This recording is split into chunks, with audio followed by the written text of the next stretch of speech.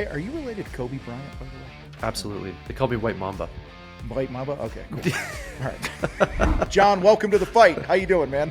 Good, Tom. How you doing, man? Great to see you. I'm doing good. So, guys, I have John Bryant, Kobe Bryant's brother.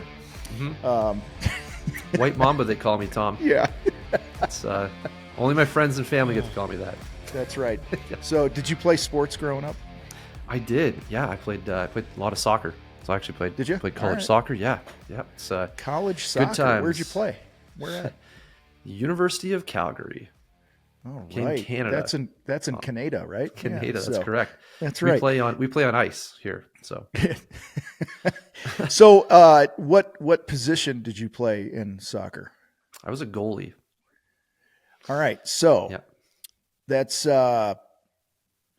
interesting because my wife's best friend's daughter is a goalie.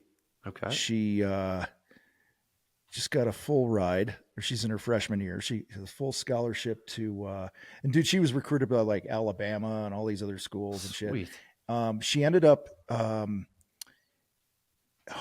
it's in Utah. Okay. Is there a Westminster College or something? No, I can't even remember the name of it. Damn it! But anyway, she opted your to guess go is there, better than mine. That's and for sure. and I think she opted to go there because her boyfriend goes to school down the street, and but she's kicking ass. She's running track there now. She's playing soccer. My daughter Iris, who's a freshman at GCU in Arizona, she was a soccer player. Her team lost in the state finals this last season. Which was a bummer, but it was a fun ride. And I'm a football guy, Okay. American football guy. Yeah. But I'll tell you, spending so many years watching my daughter play soccer, dude, you can see why it's like the world's most popular sport, right? Mm-hmm. Like it's just once you start to understand the game a little bit, and I'll tell you what, the last thing I would want to be is a goalie. That's a lot of real estate, man. That's a big seriously, man. that's a lot of real estate. You stand in that thing. Oh man, it's a lot. Yeah, and the only reason I ended up playing that position is because nobody else wanted to. Because you're and slow. That's just the kind of guy I am. What Yeah. Yeah. Nobody else could do it. So how tall are you? I'm 6 feet, so I'm pretty small. Okay, so is that small for a goalie? Are most goalies like longer and lankier and Well, you look at the thing? net and then you look at me, and at the time I was 140 pounds, soaking wet, 6 feet tall, and then there's a guy who's 6'4". I don't look like the obvious option, so I got to prove myself in other ways. But yeah, I mean it's a big net, so the bigger the guy, the bigger the lady. I guess taller, that covers more real estate in theory. But hey, I speaking of tall and lanky, I went to the Denver Nuggets game last week. With one of my sons. He's a huge NBA guy. And I got tickets literally right behind the Nuggets bench. So we were there, could hear everything and stuff and hanging out.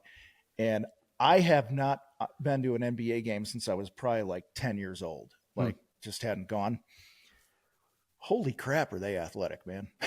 Yeah. I mean, like obviously the pros in anything are kick ass, but like just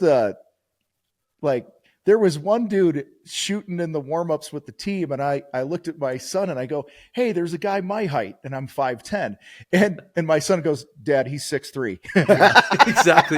Yeah, compared to the and I'm rest like, of them, "Are you serious?" Short. He's like, "Yeah, because that guy's 7'2", and that guy's 6'10".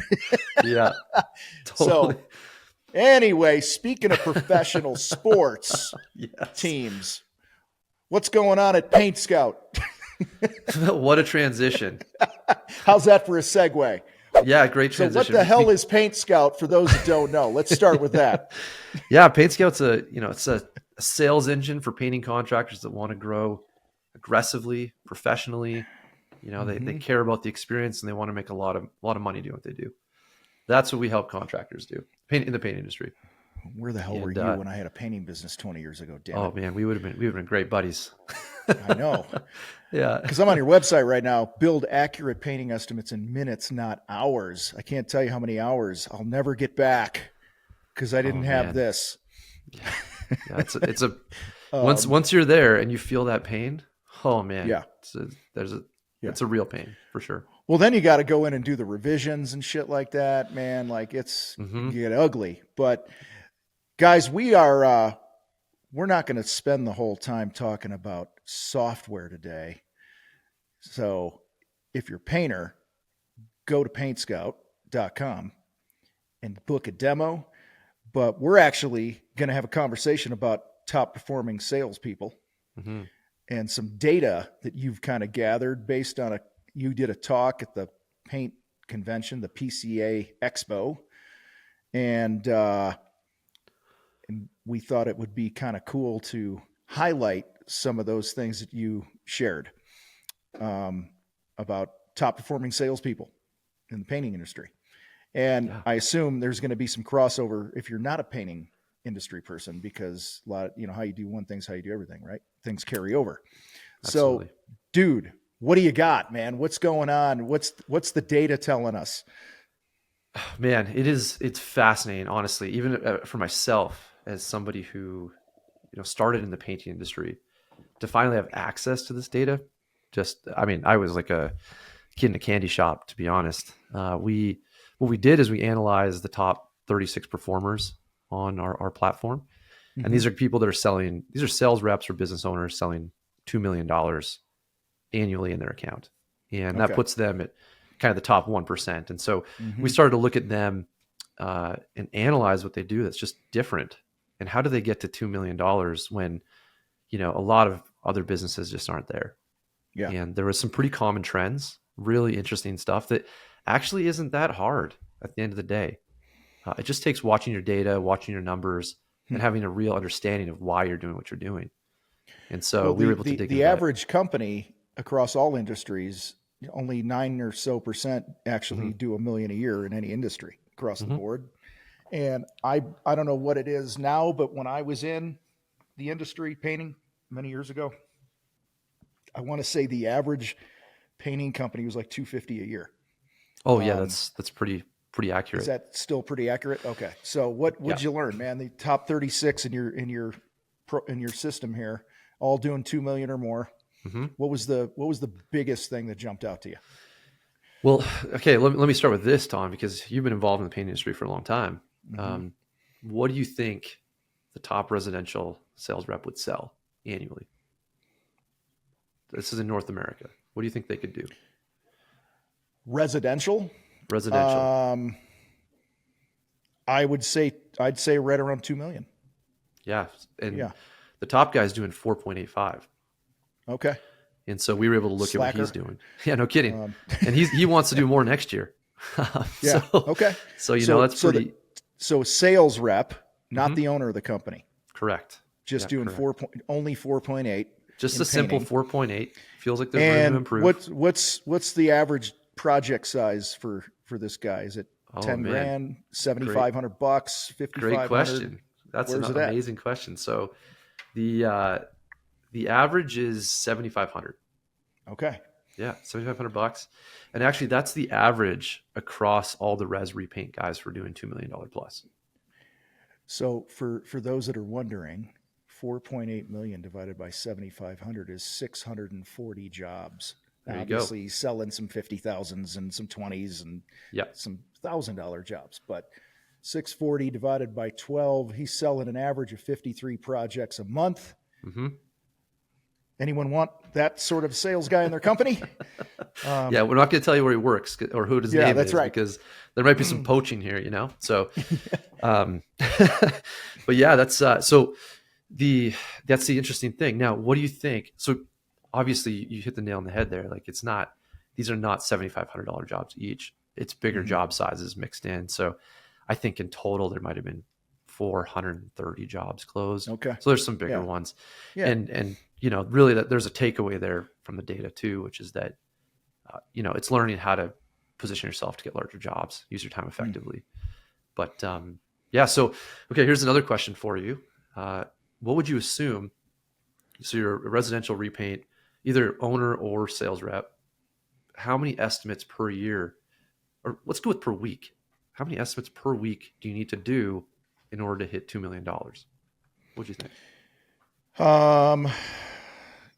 Can I math here? Hold on. I'm mathing. Yeah, you've already got a little bit of data in hand, so I'm worried you're not the best audience. So it's that divided by, I'm going to say their close rate is around that. Mm-hmm. About 650, 700 estimates. Okay, so it's significantly more than. The number that you need to do is significantly less. So okay, I ran a $7,500 job size, which gave like 266 jobs. Yep. For 2 million, divided by 40% close rate. 40% close rate. Okay. I just guessed on the 40%, so that would be 665 leads. What was 665. It? It's so you got to do, on average, these guys are doing 12 estimates a week. Okay. So it's roughly 540, I think is the number. Maybe you can do the math. I can't remember exactly. 50 or 52 weeks. We went over 52 weeks, so let's go 50 and see what that works out to. It's That'd probably 13. 12 times 50 is 600. 600, yeah. I wasn't that far off. You weren't that far off. I just want to give you a hard time. I wanted to make you feel something, Tom. You know, it's all good, man. I'm with you. I'm with you. So, 12 a week, which is 2.4 a day if you're not working weekends. Yep. All right. So that's interesting. I think a lot of people assume, especially if you look at Facebook groups or people who are offering information, and someone says, how many estimates should a sales rep do a week? People are saying 15 to 20. The reality, I think, is that when you do a little bit less, you do actually more, because you're not running around like a chicken with your head cut off. You've actually got some process to what you're doing. You're vetting your leads a little bit more. So kind of interesting. I like that. Yeah, it is. It's so what in your data that you pulled, was there any information, maybe not, on lead sources that were the best for a painting contractor? I can tell you what the number one highest closing lead source is. And after that, it's kind of a bit of a... Is it past customers? Cluster cuss. Yeah. Yeah. It's past customers. Okay, so get that out of the way. What's the next one? So it's past customers and referral. We found that for these top guys are closing between 70 and 80%. Okay. And it's actually wild when you start to think about where you allocate your marketing dollars. Mm-hmm. Because a lot of us, I think, go to that, like, let's get the Facebook, let's get all that cranking. Not bad. But the set rate is not very good on Facebook. No. And the set rate being like from lead to actually setting an appointment, not great. Google's a little better, for sure, because people have intent, right? They're like looking for that job. It didn't just strike them while they were, trying to see what their ex-girlfriend from high school was up to these days. They're actually have intent. So that's a little bit higher. And then from there, it's kind of just a mix of, direct mail, stuff like that. Hard to really pinpoint because there's just such a variety of approaches to marketing. And some people do it twice and then stop doing direct mail. Right. That's not really fair. Like, it's hard to compare apples to apples, but 100% without a doubt, it's past customer and referral. And so when we, are telling people, hey, like, look at your marketing dollars. How do you encourage more people to stay involved with your company? Look at these as like lifetime customers. Mm-hmm. It's not a one-off, even in painting or contracting or anything. You're building a relationship. And it was pretty interesting seeing that, because I think we dismissed that as like, wow, it's great, people refer me. You can actually encourage that, though, I think. And so if you had, I don't know, let me pick a number. If you had $5,000 a month to spend on marketing, how would you use it? Oh, man. Knowing what from the data you got, what would what would that look like? It's such a fascinating question. I think you got to be available when people are looking for you.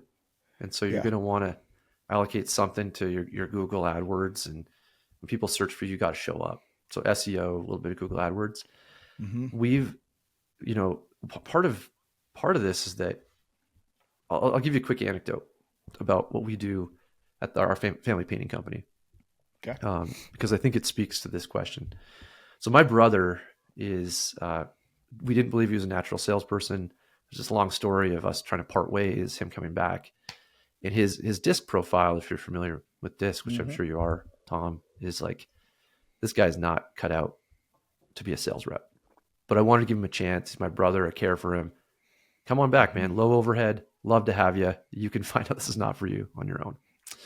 And he has since proven me completely wrong in terms of what my expectations were for a sales rep, at least in the painting industry. Mm-hmm. He is the top 3 or number 3, number 4 performer in all of PaintScout for dollars sold, and he's number 2 for win rate. And what he does differently than other reps is that he networks. He gets his own leads. He takes ownership for the sales process. John. I just got a Woody. I literally just got a Woody. Oh, geez. I'm glad this camera cuts off. A sales rep who gets their own leads. My Lord, I'm all tingly in the happy places right now. All right. Sorry to cut you off, but I can't not share how amazing that is, because seriously, I think most and I'll shut up in a minute and let you get back to this. Sure. About your brother, but dude, yeah, most sales reps, air quotes, are nothing more than order takers. They're they're like little baby birds waiting for the Google gods to feed them a worm, give them a lead, or the company to give them a lead, or their marketing agency to give them a lead. And they don't lift a fucking finger to call their own database, to send messages to them, to join a networking group, to stop at a house that has a dumpster in front of it and go, hey, not sure what's going on in there, but I happen to paint stuff. Thought you might want to know me. Like I did shit like that all the time as a painter. So this is when salespeople are out on the hunt like that and building relationships, that warms my heart. Okay, I'm done. I'm off my soapbox. There we go. And okay. I mean, Tom, like you nailed it on the head here. Like, I mean, it's like, I'm trying to answer your question here about marketing spend by saying that sales reps that get this, that understand, business owner, sales rep, when you understand that this is about relationship, and most of the stuff you do is based on trust, and you can get out of the hamster wheel of trying to compete with everybody else who's trying to do a half hour, if you're lucky, an hour pitch on why you should trust them, you win more. And so when you're looking at your marketing spend, be available, be willing to do that, but also consider what it takes to build relationships. And what Dave does differently than other reps, even in our own company, is he goes to places. He goes to real estate offices. He goes to, different property management, HOA places, interior design firms, whatever it might be. Right. Yeah. And all he does is he brings donuts. This is Dave. Dave. Yes. Dave. It's my brother, Dave. Does Dave want to move to Colorado Springs? He's motivating me to start another painting business. There you go. Yeah, exactly. So we'll do $1 million in 6 months with Dave. I promise. Totally. And what's crazy, like I'll tell a little bit more of what's crazy in the end, but he does these things and he sees results and it gives him energy. And he, by nature, what separates him from other reps is like, so his profile is not like aggressive or, dominant in the process. Is he like a high S, high C? Pretty much. Personality? Yep. SC. Okay. Yep. But he is competitive to the max. He wants to win. And so when we exposed him to the data and we looked at our marketing spend and said, like, you know what, we're going to start doing some community building stuff. You have full license to do whatever you want to build relationships. And we're going to base our budget around what you guys think, like our team, what you think that means. Once we know what you think relationship building is going to cost, we're going to take the rest of our budget out of that, because we want to be driven first by relationships, and because we know that those close so much higher. They're way more valuable long-term, and we can build a significant business that has repeat business and through our reputation and our customers. And so that's a long way of answering your question, but I love it though. I love it. It's interesting. So, for every 100 leads that came into our painting business back in the day, about 80 of them were past customers, and relationships, if you want to call it that. There was a point in time when I was in 5 networking groups. I was in 3 Chamber of Commerce networking leads groups, they called them. I was in another just independent business leads generating group, and then I was in a BNI. And it was it was game changing, like truly, Absolutely. and just being on the hunt and building those relationships. And I think I'm glad you brought that up, because I think that's where a lot of contractors are going wrong now in our day and age of technology and all the apps, and, which is great. It's helpful. Right. Mm-hmm. But, when I see a guy posting like the Facebook group, oh, my phone hasn't rang in 3 weeks. You start having a conversation with that guy's actions over the last few months, and you realize that he hasn't done shit to build relationships with anybody. Exactly. He's just, again, waiting for Google to do its job, or Facebook ads, and, whatever. So, how about the dude doing 4.8? Is he big on relationship too? Do you know anything about that?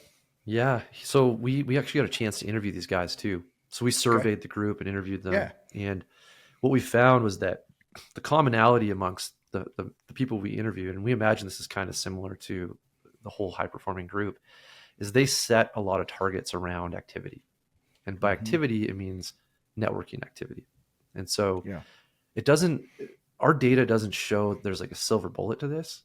Right. The only thing that actually is the silver bullet is activity and consistency. Mm-hmm. And so if you can set up a system where you have targets on what activity means and be consistently hitting that, you are going to build a network. It's not rocket science. Yeah.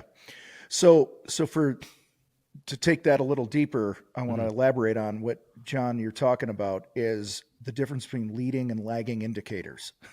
Okay. So for those that don't know what that is, a leading indicator would be like, every time I go in my data, if I go in my database and pick up the phone and call 3 of my past customers a day, 5 days a week, okay, that is going to lead to a result later. A lagging indicator is, what did you sell this month, right? Because they lag behind the activity. And so, as you brought up, the best salespeople are fanatical about the activities that lead to the cash register ringing, and they keep making those dials, they keep building those relationships, they keep making their follow-up calls, whatever activities you deem, what we called, in my old company, we called them bacon making activities. And what makes the bacon? Every time I go to a networking event and meet somebody, it leads to making bacon later on. And so for us, blogging, when we did blogs and content, we knew that those types of things still to this day lead to revenue. So I actually, I'm not a fan of looking at my sales goal every day, right? Like, I'm a fan of looking at what are the non-negotiable activities that need to be done today. So I just wanted to elaborate on that you brought that up. Yeah. Cause that's the secret, right? To being a top elite performing salesperson is the activity. Absolutely. Yeah. And like, I think a lot of people, it's hard to remember that these activities take 6 to 8 weeks to actually hit. And we see that time and time again in our data from our company, that the things you do today, they're not immediate results.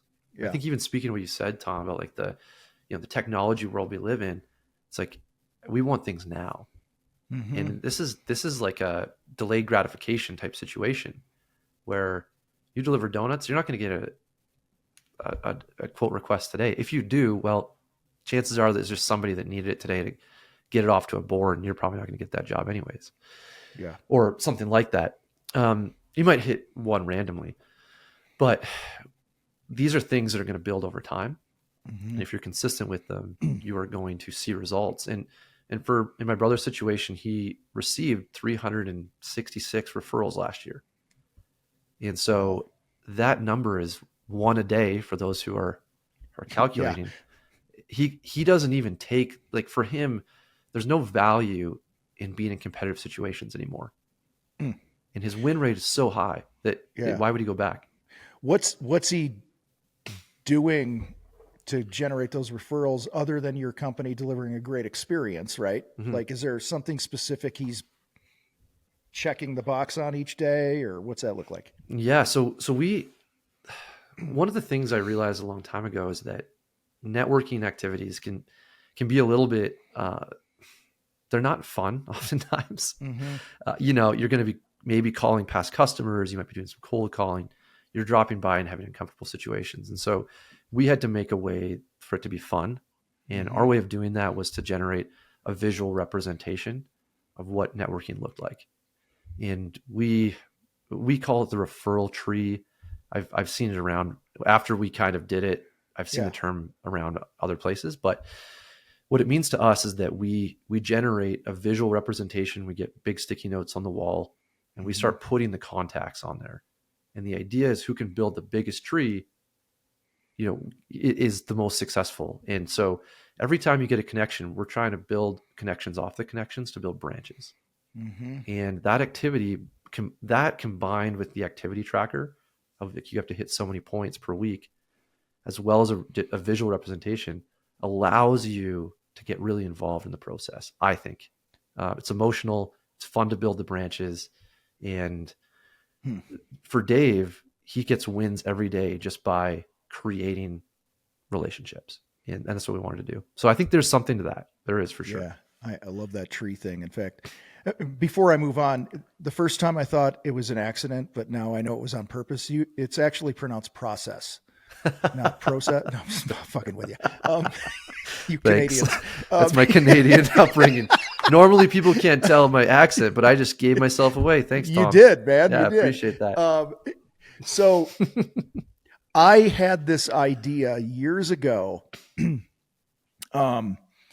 that how cool would it be? And you're doing it. You're just doing the analog version of creating.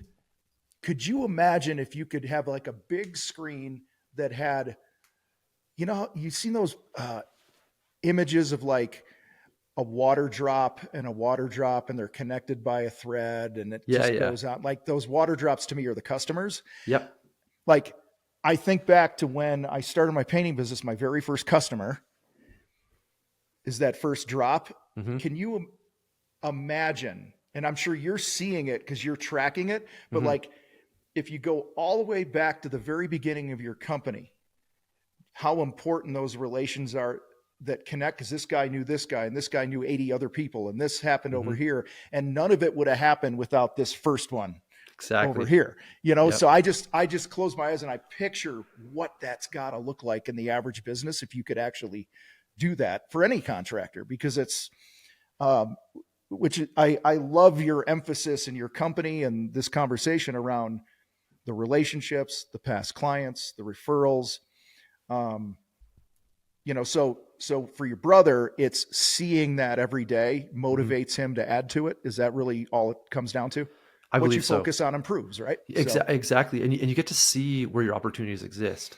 And so a lot of times I think in a CRM or something, the reason we've gone analog is because it's so tactile to write the name in and see. And when you do that, you understand where you haven't watered the tree recently. You understand where the opportunities exist. And when you're having a cold streak and you're thinking, how do I get out of this thing? It's like in your face as to what you haven't done recently. And that is motivating and also gives you direction. All right. So if you're looking at the tree and you realize there's a branch you haven't watered in a while, what happens? How you guys water in the thing? I mean, there's so many great ways to water trees. No. Most of the time it's some type of interaction. It's a phone call, it's a text, it's a, some way of checking in, and it's not a sales call. Right. It's just a, checking with your buddy you haven't seen for a while. Yeah. And that's a different approach. Like, I haven't seen a good friend in six weeks. I want to call him and see how he's doing. Hey, what are you up to? How's things going? And I think it's that mindset that changes it versus, hey, I need work today. What do you got? And those aren't really relationships. Those are transactions. Yeah, it's funny. I before I had a name for these, and I took the name from one of my coaches. We call them UITs, unexpected intentional touches. Yeah.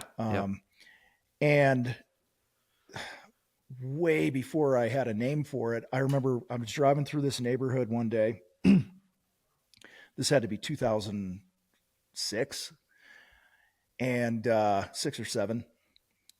And I looked down and I'm like, oh, Stacy lives down there. And we did that deck of hers and it was a total pain in the ass. Mm-hmm. Like we were like the third painting company to come in and do the deck because it kept peeling, right? Charged a fortune to strip this thing down and redo it.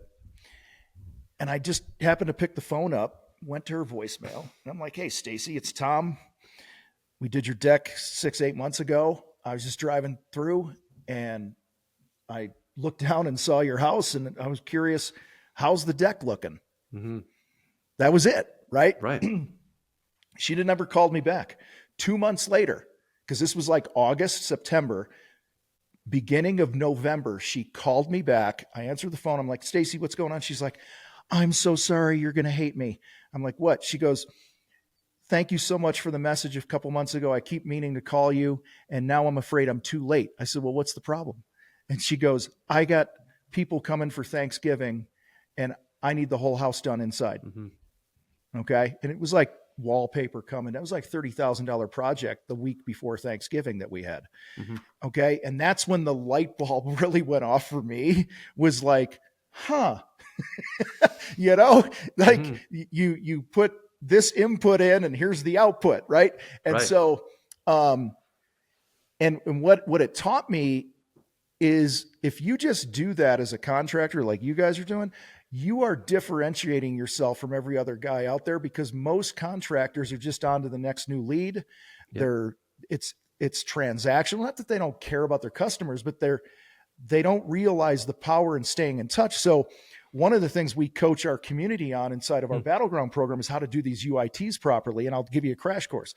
If I paint your house or build your garage or whatever it is, a few months later, I'm going to go, John, and it's a personalized text. It's not a bulk thing. It's John.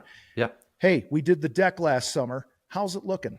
It's truly just a conversation. And what we found is if you do 3 of these a day times the number of working days in a year, it's around 800 that you do.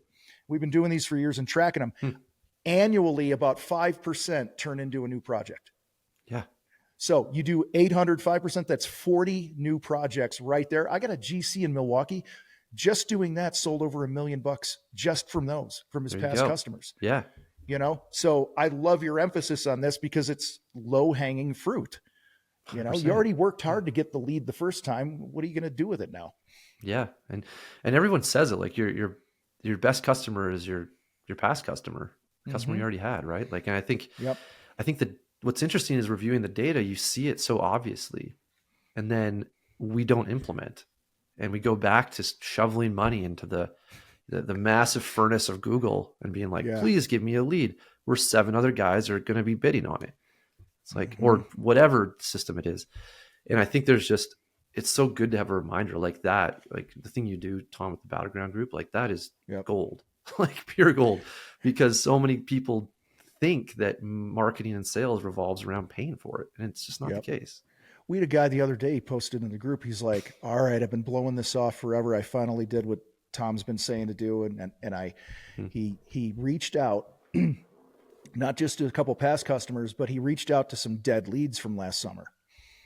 And he's just like, hey, did you ever do the project? He called him up. They answered. He's like, did you ever do that job? And most of the people are like, yeah, we already did it. But one of the calls that day, I think he made 10 or 12 calls one day. One was a dead lead who it reignited the thing. And the next day he closed a $50,000 project with him because he picked the damn phone up and called a dead lead. Yeah. Like this. And so this is why I get so fired up when you said like your brother's a hunter and generates his own leads. Generating your own leads isn't just cold people that don't know you. It's also the leads that are within your database that they already know who you are. They're warm. Just keep that relationship going. So what other data did you guys look at, and what else jumped out or might be helpful?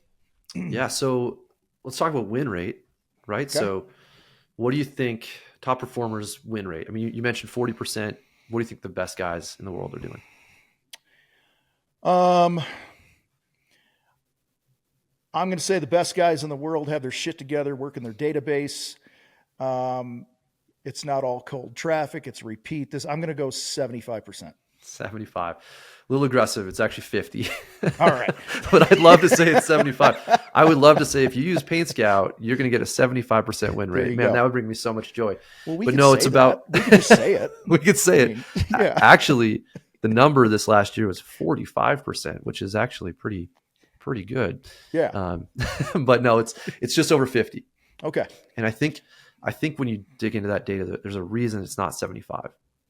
And that's because these guys aren't the cheapest and they don't want to be the cheapest. And so they're trying to get that balance, right? And I think I've heard the 50% talked about before, like a 50% win rate. That's a good one. And I think when we interviewed these top performers, it just became clear that, if it's too high, their price is just too low. Right. And they're always adjusting for that. They don't want everybody. And they want to get those jobs that are high value, good fit. And, they're tailoring that to their experience. Yeah. And so I don't know. Any thoughts there? 50% reasonable? Well, I think, my close rate with past customers was like 90. Oh yeah. So sure. that's where I was coming with the 75 when you're pooling all the different sources together. I just figured that the top guys would be hitting their database harder. That's why I came up with that number out of the air. Absolutely. But yeah, the 50 makes sense because it's also timing. People are ready when they're ready, not when you're ready. You got the pricing factor and all those different things. But like, dude, I maybe sold 10% of Google leads. Like I got my ass kicked with Google leads. They're hard back in the day. Because like you said, there's 6 other guys that they call in and it's like, my God. Clamoring and you're down to price a lot. But I think it's also, if you answer your phone, you're going to get the job too. Like a lot of painters and contractors are competing with more people than they need to because they don't answer their phone. Absolutely. Because when I call a company, if you answer your phone, number one, I called you because you probably had a lot of good reviews. So that was enough social proof for me. And I'm a high D on the disc. So I'm like, let's get this shit done. I'm not going to talk to 18 contractors. I do a little bit of research online and I'm like, all right, this guy's squared away. I call, you answer the phone, you're getting the job. Right. I mean, I've already made my mind up. So, and then they don't answer the phone. What do you do then? I go to the next one until somebody answers the phone. Exactly. Yeah, I don't leave a voicemail either. I read a stat a couple of years ago that like 85% of people don't leave a voicemail for a contractor when they call. If they don't. Yeah, I don't. I would say that's probably accurate. Yeah. Because you want that done now, right? Like, I mean, this is where I think people get it wrong. Is like, they didn't, in the world that we currently live, like, I don't send a message to Amazon and they get back to me in 3 days being like, what would you like? It's like, I buy it now. I order a thing on Amazon at 7 a.m. It shows up at 6 p.m. It's like crazy. Yeah. This maybe worked like in the past, but this doesn't what people want anymore. So, dude, it's like a Sunday night and like the Amazon guys throwing something on our porch at 9 p.m. Right. I mean, it's crazy. And so, but that, again, that's what your customers are used to in other industries and other things. So the least you could do is answer the phone. Yeah. Right. Because when you answer your phone, or if you have a feature on your website, when somebody's on your website late at night and they can book a time for you to call them or come out, whatever your process is, what happens is in some ways you've taken them off the market because they've checked the box. Yep. I contacted the painter. Yep. Absolutely. Yeah. It's a great way of framing it. Great way of framing it. When you answer the phone or you have some technology to help them with that. All right. So you talked win rate, you talked average job size. We talked past customers, relationships, networking. Yeah. We're covering the gamut here. So here's another interesting one. So there's kind of two terms we use, I think, in contracting for getting a job. Some people call it closed. What's your close rate? Some people say, what's your win rate? Yeah. And I think we got to clarify that conversation a little bit, because win rate, and we see this through the data, win rate's the jobs you get. That's the win, lose.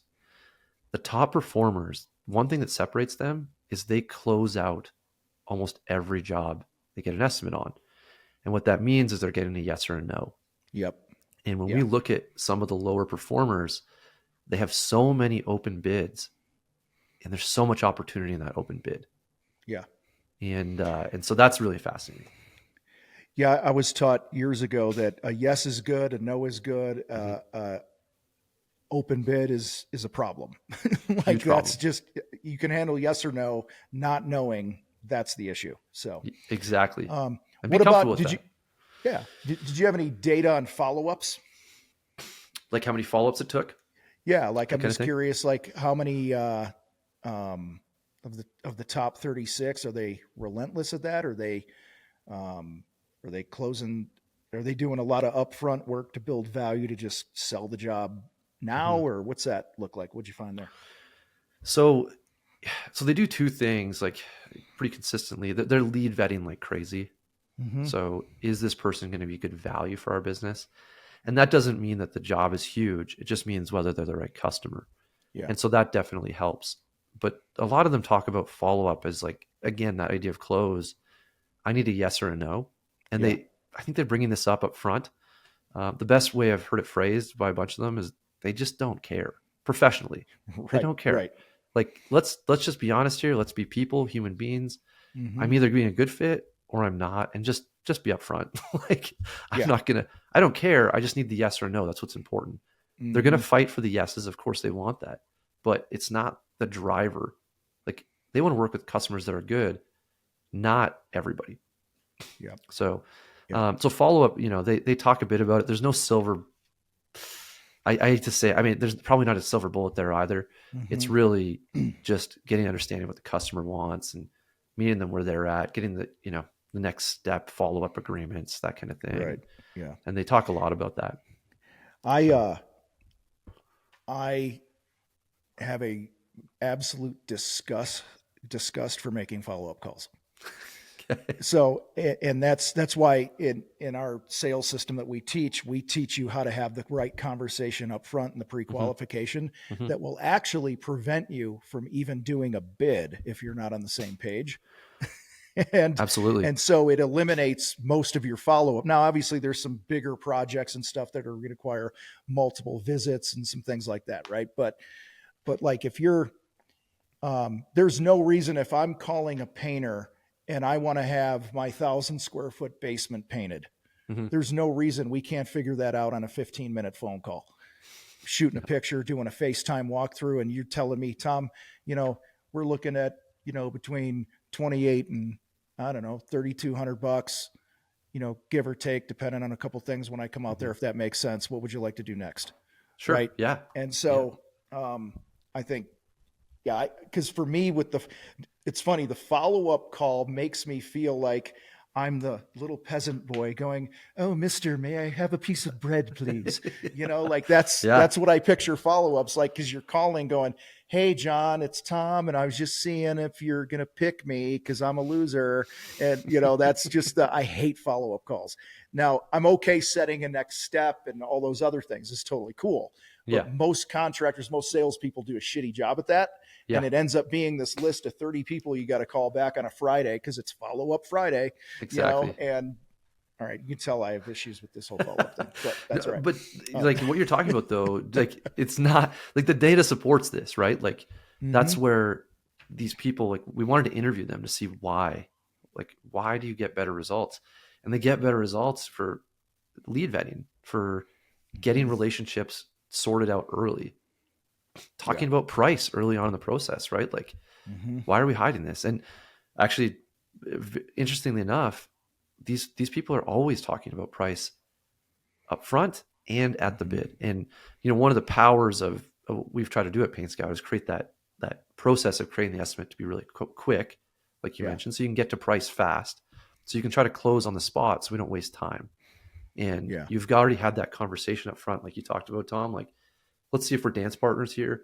If we're Mm-hmm. not, we shouldn't even try to dance. Like, let's Yeah. just call it what it is. And like after you get to the point of the estimate, if you can bring a price to them, just like that Amazon example, they can buy, right? Like, and too often I Mm-hmm. think well, I see it. I mean, I can't imagine. You probably have PTSD from this just with all the work you do, but people go away and don't tell the customer the price, you know? And so the follow up is like, hey, I Yeah. sent you a bid. We've never talked about price. The person's shell shocked. It's like, Mm-hmm. good luck. So, anyways, Yeah. that's one thing we see too. There's a ton of things you can do to I'll use a war term to soften the beaches when it comes to Sure. price, Yeah. Yeah. right? Yeah. Like you can send the bombers in there and soften things up a bit through hmm content. and social media and talking about, like, hey, this front entry that we refinished was only $1,600 and it would have been $3,000 for a new door, and, you're talking about money, you're answering those common questions. And I got to the point in our company, dude, where the first time this happened, the way I'm sharing, blew my mind. I was writing, this is back when like blog posts were really sexy back in the early 2000s and stuff. And I wrote all these articles on interior painting prices. And so my keyword phrase was interior painting prices, how much does it cost to paint a kitchen? Interior painting prices, how much does it cost to paint a bathroom? Like every room in the house, within a couple months or so, I owned like 8 out of 10 of the organic Google spots for interior painting prices in our area. And then we had pricing pages, and I taught people in these articles how we priced a paint job. Right. And I would knock on a door. And the first time this happened, I go in, I had my tablet, had our little system on it because PaintScout didn't exist then, or I would have had it. Exactly.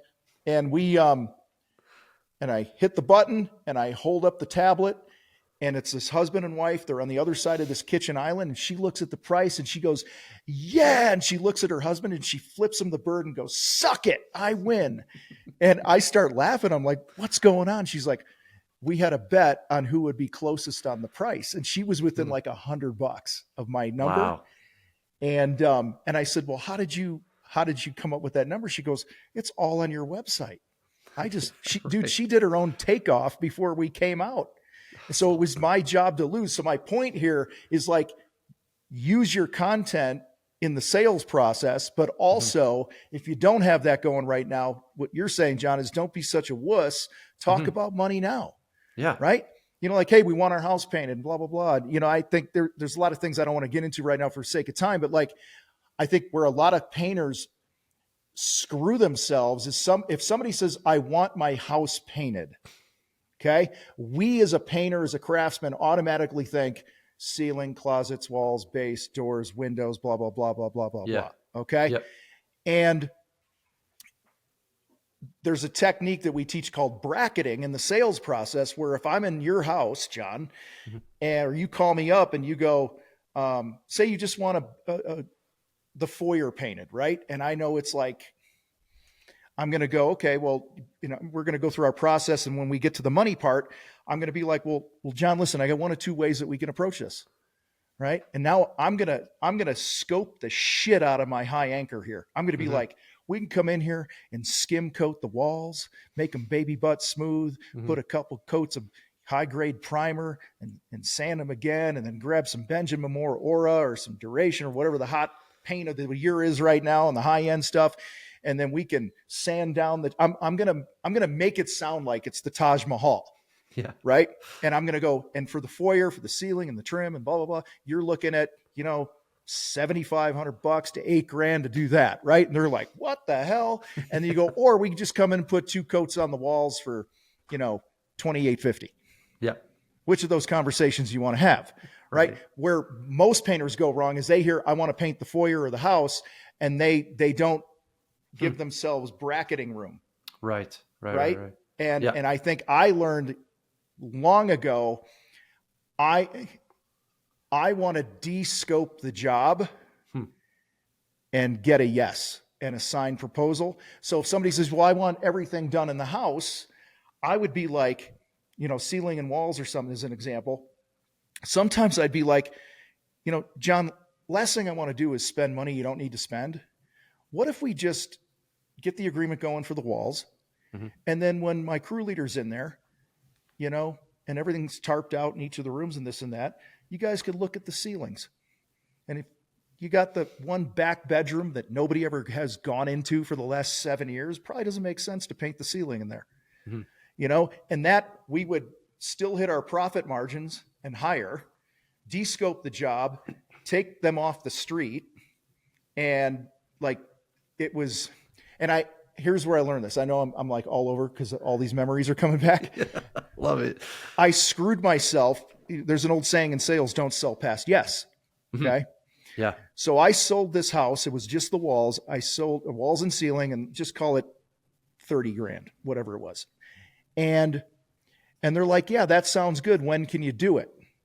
Okay. That should have been my cue to shut the hell up and just go sign here and we'll get you on the schedule. Me being, the craftsman, Mr. Know-it-all, I got to be the smart guy. I go, a lot of people, when they paint the walls and stuff, they realize their trim looks dingy, and it doesn't look as clean and stuff. And so did you guys want to do the trim? And they're like, oh, that's a great idea. So I went through, added everything into my tablet, came back, went from 30 to like 48 grand. Okay. Or whatever the number was. It was a huge jump. Yeah. Now they had to get other bids. Right. You know what I mean? So I basically I scoped myself out of a sale where I guarantee if I would have just sold the job, got the signature, got the deposit, got it on the schedule, and then told my crew leaders, hey, there's probably some upsell opportunities for the trim and doors and stuff. You do your thing, we would have walked out of there with 45, 50 grand. Absolutely. So that's where I learned that lesson. Everything about that is phenomenal, Tom, except it's foyer, not foyer. So just wanted to clarify that. Is that a Canadian thing again? Yeah. Just wanted to be clear. Did you guys invent mayonnaise? Is that from Canada? I don't know. All right. I don't know. I know that I'm really not sure where that came from. No. What's that? I have an acquaintance who invented Dijonnaise, which mustard mayonnaise or something is like a mix. Yeah, and then he sold it back to whatever it's Heinz and made a fortune. Think about that for a second. Dijonnaise, yeah. Dijon and mayonnaise combined, and he managed to sell that. I've never heard of that. Wow. Are never you had like a regular mayonnaise guy or a Miracle Whip tangy guy? What are you? Oh, full on regular. Give me all the fat. Me too. Yeah. Yeah. Too. Remember that 140 pound soaking wet thing? That hasn't really changed much. So I'm down. I love it. So we've been talking sales. You got a virtual event coming up, I heard, that's sales focused. That's right. Like. Yeah. What do you got going on, and where can people connect with you? We're bringing some real heavy hitters together for the painting. We call it PaintScout X. Mm-hmm. It's a chance for us to talk sales in the painting industry, and we've got 12 speakers lined up, and they're excited to share their knowledge. These are people that some of them have done some really amazing things in their career. Yep. And it's not every day you get to hear from these people. So PaintScout X, it is April 10th and 11th, I believe. My team is probably going to kill me because I don't remember the exact dates, but check it out at our website, paintscout.com, and come join us, PaintScout X. It's going to be a fun time, and I'm sure you'll take away some nuggets to increase your sales game. So. Yeah, what do I'm pulling it up here. My assistant sent me something on your event. Yes. 2 days, Wednesday, April 10th and Thursday, April 11th. How's that? I nailed it. Does that sound right? That sounds right to me. All right. Yes. Man. So digital, all virtual, so you can sign up and come listen to some talking heads. Be fun. And it's at paintscout.com. They can find it. Paintscout.com. Yeah, there'll be something up there soon. I imagine by the time it's posted, it'll be up already, but check it out, paintscout.com. Cool. We'll get the link in there and stuff. So for somebody who wants to learn more about PaintScout, I know we didn't talk a whole lot about it, but give us the flyby on the software. What is this? Fill us in a little, man. Yeah, this is my weakest part of my my podcasting skills is pushing our product. But PaintScout is kind of this platform that's going to revolutionize the sales in your painting business. And it's it can tackle a bunch of estimating systems, but for those that use production rates, time-based rates, there's just nothing like it out there, I believe, for your user experience. There's nothing that facilitates bringing on a sales rep better. And honestly, I think it gives you the best chance at winning every job. And that's really what we're after. My dad used to tell me, it's easier to do the work than get the work. And I truly believe that. That drives everything that we do here. And everything starts with the sale. So give yourself the best chance. And that's what drives us. So that's PaintScout. Check it out. Can't paint the thing if you don't sell the thing. 100%. You Yeah. know, so you brought something up with these sales reps earlier, the Mhm. 36. I forgot to ask you, Yeah. was squirrel, was there any um was there any commonalities or data around the experience of these salespeople? Like, did they come from the field as painters? Were they Mhm. non-painters? I'm just curious uh, if anything there jumped out to you. So, yes, we actually asked them all. We surveyed them. And the one thing to keep in mind is 10 of the people, 10 of the 36 were business owners. Okay. So they're probably coming from some paint background. Right. But the other 26 is what we surveyed. And if it was 50-50. So 50 had experience with the brush and 50% didn't. Okay. Yeah. So Yeah. there's Yeah. really the thing that came out is that these people they're sales professionals. Mm-hmm. And I think that, that's something to take away for the industry is that Yeah. it can be professional. We will be professional. And those that are professionals succeed. And there's always a chance to increase your professionalism. Bring on a sales rep, fantastic decision. And those people just need to sell. So Yeah, they and you brought up the term production rates a second ago. A lot of mhm, contractors aren't familiar with that, but mm, it's, everything you do, it should be assigned a time. mhm, And in the beginning, when you start, you're not going to know what your times are, right? But not at you're all. gonna lick your finger and guess it's gonna take 4 hours to do this thing, and then the other end of the job, you job cost it, and you compare, and then you adjust your production rates. Mhm, And the more that you can get that dialed in and have dialogue with your crews, and you know, um, the more money you're going to make. Because and where I learned this lesson in the painting industry, man, was um, we had um, I had a builder that I did a ton of work for, and they were like semi-custom homes, and probably the average job was 35, 40 grand. We'd be in and out, right? mhm, And when I started with them, I was not bidding with production rates. I was doing the stupid square footage method that, another painter taught me to do, right? And whatever, based on his numbers, not on mine. And right, so right. Yeah. what I realized is, and I'll just use 100 man hours as an example. I was like bidding it to the equivalent of like 100 man hours, but in reality, it was taking us 80, Mhm, which is a good thing rather than taking us 120, right? That's better. The problem was, if you're not accurate on your times, how many projects are you losing because you're overbidding what it really needs to be? That's exactly. where something like PaintScout comes in, where you can enter in those production rates. This is, how long it takes to paint base or caulk this or whatever. And you dial that in over time. It's like the two wings of an airplane. You got the art of estimating and you got the science of estimating, Mhm. and the science is 100 square feet an hour for 2 coats was ours for walls. It's pretty And standard. yeah. And then the art part of it, that was the science. The art would be, I don't know, that seems probably going to take an hour and a half to patch and prime. Let's give it a go, and then you figure it out as you go. So, Yeah. um, Tom, I'm going to jump in because what yeah. you just said, that principle, when I learned it, changed my life. Mm-hmm. And it's a little bit hard because it's kind of like the red pill, blue pill in the Matrix. You Mm-hmm. got to trust it a little bit. Yeah. You got to jump in full on. Like there's no going back. But when you do, your business and your life change. And I felt that like emotionally, my relationships got better once I understood how to price and make money. And so hearing it even again, just like brings me tingles because I'm like, yes, 100% yes. Everything you talked about, that's the way that it should be. But you mentioned, as a community, as a industry, painting, everyone thinks they have a special way of doing it. And it Right. needs to be a special way. And I'm going to tell you right now, every single one of these top companies does it the way you talked about it. Mm. And it's like, let's just move on. Like that is the way.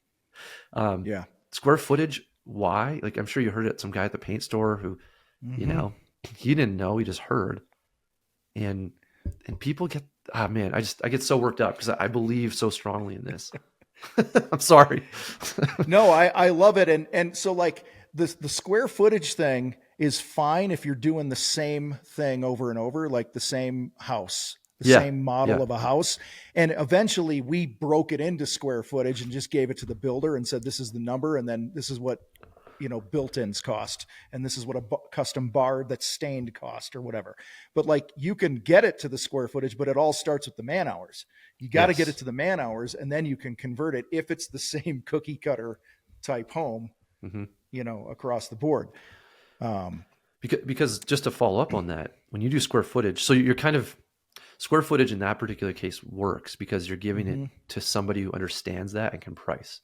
Yeah. But what it doesn't do is give your crew a plan for success, right? Like now you're going back and having to divide by an hourly rate. That gets complicated. And so people want to know what the destination is. Right. And if you don't, then now you're at 150 on that 100-hour job. And you're saying, well, why did you guys work so slow? Well, maybe you were wrong. So without that way to back check it and actually understand it, there's no way to get to square footage. Or else you're just wild ass guessing, Right. Which, so it sounds like, not making an assumption, that PaintScout probably has a work order that has the man hours on it per area. Wow. I think we're going to hire you, right? Tom. That's an amazing idea. That is the crux of this thing. It builds the estimate, builds a work order, and builds a beautiful proposal for your customer. Those three things together run the sales for your painting company, in my opinion. All right. What's, as we wrap up here, what's one of your absolute favorite features of PaintScout? Like, you're like, all right, when we added this one, we can pat ourselves on the back now. Yeah. So I can tell you what the feature that I find myself unconsciously going to, like, when you find yourself and you're like on Facebook, you don't know how you got there. That's the equivalent for me. Okay. It's that we get to see insights into the customer experience, like their interaction with your estimate. So when they view it, how long they view it, how many times they view it, all those types of things. When they sign, when they close, when they pay the deposit, all that stuff. For me, I am unconsciously looking to see, hey, did that customer get the proposal? Oh, they looked at it for 20 minutes. The likelihood of them wanting to work with us after looking at it for 20 minutes is pretty high. Yeah. They looked at it for 10 seconds. Hey, I might want to do a quick follow-up to make sure they got that. I know follow-up, that's an F word and we shouldn't use that, but it's like, let me get the data. Like, this is no longer a free, like, I'm not just giving you data anymore. I am receiving data, and that's going to facilitate a better customer experience and allow me to win more and more often. So that, to me, that's where I find myself. There's so many great fun features, but I like to see real time. I want that real feedback. So good stuff, man. Yeah, good stuff. Well, dude, I enjoyed chatting with you about sales and some of this data. Good. And we'll get the links to whatever you got going on in April there, the 10th and 11th, I think you said it was, right? That's right. Yeah. 11th? Yeah. Yep, 10th and 11th. And we'll get it out and share it as well. And y'all get on that thing, learn something, implement it in your business. If you're a painting contractor and you're not yet using PaintScout, give it a shot. Go to paintscout.com, do a demo. It's kind of like crack samples, right? Drug dealer gives you crack, give a little sample, boom, done. That's what a demo is, man. First month's free, man. First month's free. Is that what you got going on? Let's do that. Go. Yeah. If you reach out to us, first month's free. We'd love to show you. If you don't like it, hey, nothing risk, nothing gained, right? So you can check it out for yourself and let us know you came from the Contractor fight, and we'll hook you up. And I want to, that's awesome, man. I appreciate that. I also want to say that, guys, having a tool like this is key for those of you that want to build and grow your business. Like John, you mentioned, it's great to onboard new salespeople and stuff because you're giving them a way to price shit right out of the box, right? Like out of the gate. And it makes training them so much easier, especially if they don't have industry experience. It gives them a starting point. gives them all the tools, sales tracking, and the different templates that you have in there, and just makes it easier because you have to, if you want to grow and scale your painting business, you have to get out of the way of doing everything, right? You got to be able to hand. And I believe sales is the hardest thing to hire in a business. Mm-hmm. Like, it just my own personal experience.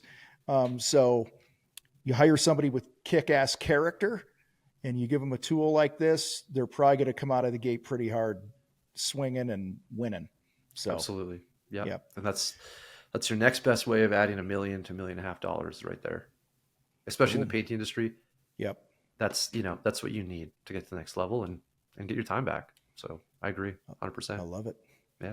John, I appreciate you being here. Thanks, Tom. We will get all the links that are applicable in the notes. And with that, you guys, check out PaintScout. Share this episode with a painter that you know. Give us a rating, review, blah, blah, blah, blah, blah. You guys rock. We got to roll. We are out.